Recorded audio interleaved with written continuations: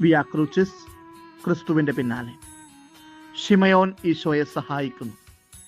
പടയാളികളുടെ നിർബന്ധ നിമിത്തം ശിമയോൻ ഈശോയുടെ ഭാരമേറിയ കുരിശ് ചുമക്കുവാനായിട്ട് അവനെ സഹായിക്കുന്നു.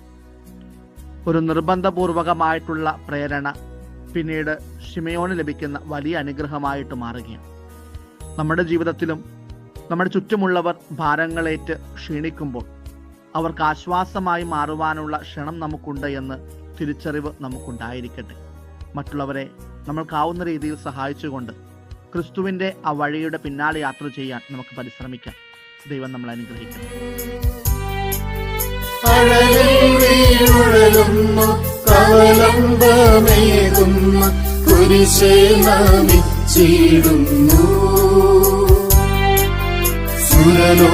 സുരലോകനാഥാനി കുരിശുന്നു താങ്ങുവാൻ